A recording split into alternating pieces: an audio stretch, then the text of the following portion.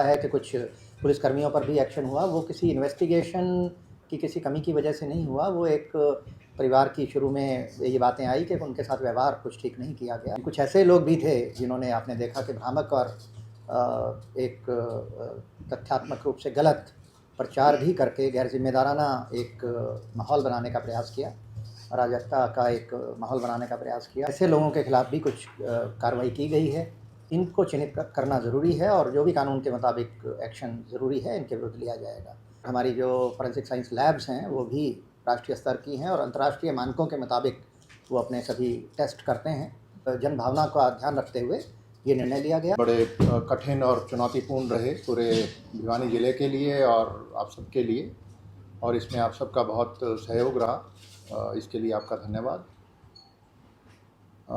इस दौरान हमने एक बहुत ही प्रॉमिसिंग यंग बिटिया को खो दिया। जैसा कहते हैं कि बेटियां सबकी साझी होती हैं, माँ बाप का और परिवार का जो दुख है वो हम सब समझते हैं और इस दुख की घड़ी में हम उनके साथ खड़े हैं। परसों रात जैसा कि आप जानते हैं वो परिवार की तरफ से एक मांग प्राप्त हुई कि इस केस की इन्वेस्टिगेशन को सीबीआई को दे दिया जाए।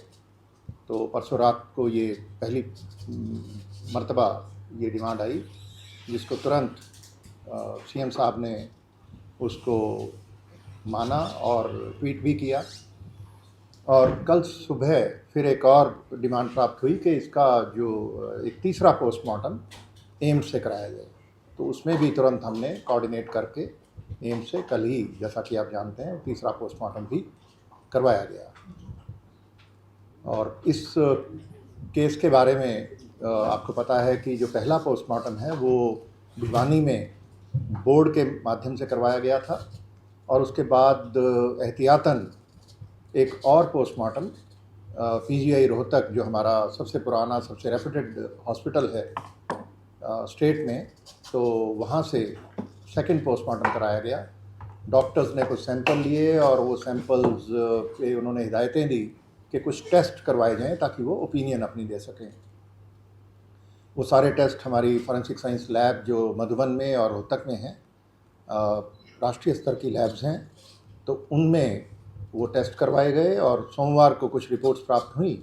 उसके बाद पीजीआई रोहतक के डायरेक्टर ने एक बोर्ड ऑफ डॉक्टर्स, जो सीनियर डॉक्टर्स हैं, उनका एक बोर्ड बनाया और वो गठित करके वो सारी रिपोर्ट्स उनके सामने रखी गई और पोस्टमार्टम की दोनों रिपोर्ट्स के आधार पे उन्होंने अपनी ओपिनियन दी। और जैसा मैंने बताया कि हमारे, और हम सब जानते हैं कि पीजीआई रोहतक में हमारा सबसे पुराना सबसे रेप्यूटेड हॉस्पिटल है, बहुत काबिल डॉक्टर हैं, और हमारी जो फॉरेंसिक साइंस लैब्स हैं वो भी राष्ट्रीय स्तर की हैं और अंतर्राष्ट्रीय मानकों के मुताबिक वो अपने सभी टेस्ट करते हैं। तो ये जो निर्णय हुआ सीबीआई को देने का, किसी भी तरीके से कोई उनकी, हमारे जो वैज्ञानिक हैं और जो हमारे डॉक्टर हैं, उनकी निष्ठा और काबिलियत पर कोई प्रश्न चिन्ह नहीं है, बल्कि क्योंकि परिवार की मांग थी और ये ट्रांसपेरेंसी की एक जो कमिटमेंट है सरकार की, उसके तहत कि सब कुछ ट्रांसपेरेंटली किया जाए और जन भावना का ध्यान रखते हुए ये निर्णय लिया गया। और इसमें जैसे ही परसों रात डिमांड आई उसको तुरंत मान करके इस केस को जल्दी ही ट्रांसफ़र कर दिया जाएगा। उसकी एक प्रक्रिया है, वो पूरी करके ये सीबीआई को चला जाएगा। और जिन परिस्थितियों में भी ये एक प्रकरण हुआ, ये सारा घटनाक्रम, वो सारी परिस्थितियाँ भी इसमें निकल करके सीबीआई की जांच में सामने आ जाएंगी। तो इस सारे प्रकरण में बहुत सारे लोगों ने, काफ़ी जो इलाके के, भिवानी ज़िले के सामाजिक लोग और दूसरे लोगों ने बड़ा अच्छा इसमें एक रोल अदा किया।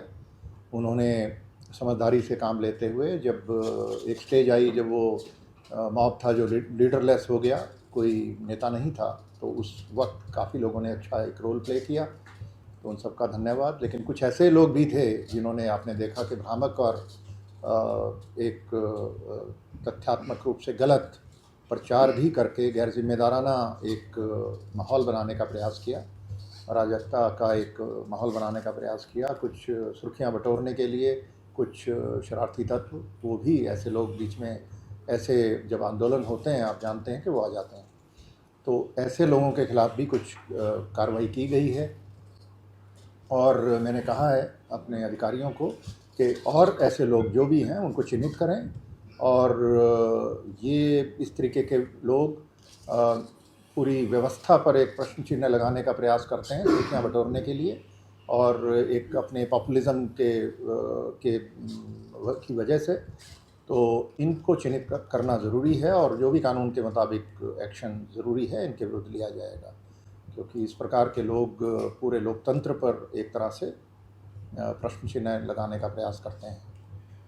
तो ये कुछ चीज़ें थी और